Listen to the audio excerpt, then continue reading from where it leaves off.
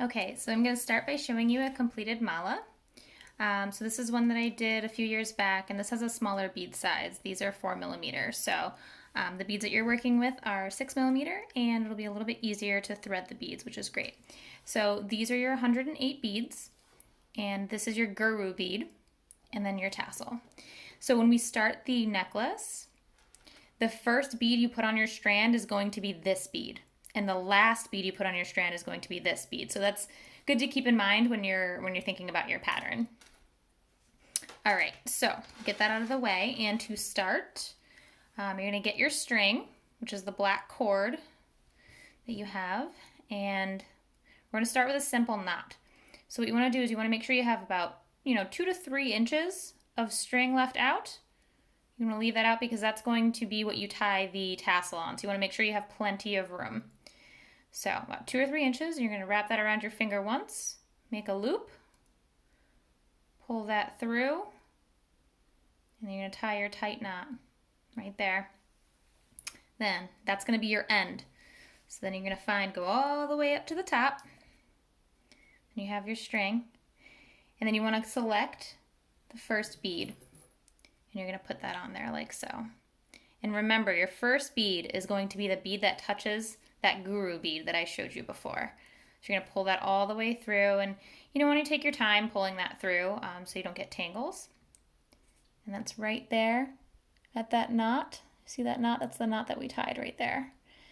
Then what I like to do is I hold the bead, wrap that around my finger, and we're just going to do a knot just like we did before. So you've got that loop. You're going to pull that string through, and you're pulling this end through first before you tighten the knot, so you still have this loop. Then the idea is to push that knot like so all the way against the bead, just like that. And then you have your first bead. So ideally, you don't want a ton of space between the knots. Just about this much is fine. The closer you can get, the better.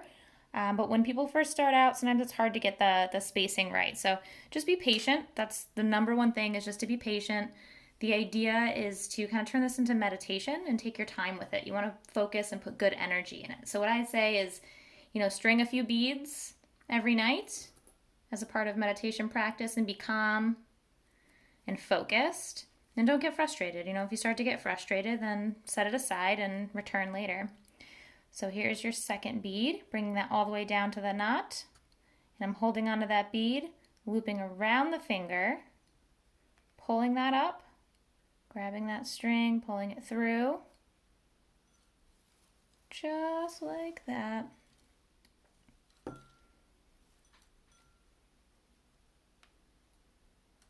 going to take that. I'm just using my thumbnail just to kind of slide it as I'm pulling with my other fingers. I'm holding this tight with my thumb and pulling with my last 2 fingers. Whatever you can do to get that knot as close as you can.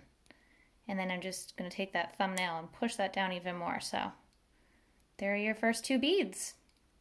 So you want to just keep stringing along. You're going to put all 108 beads on like that. So it may take a little bit of time.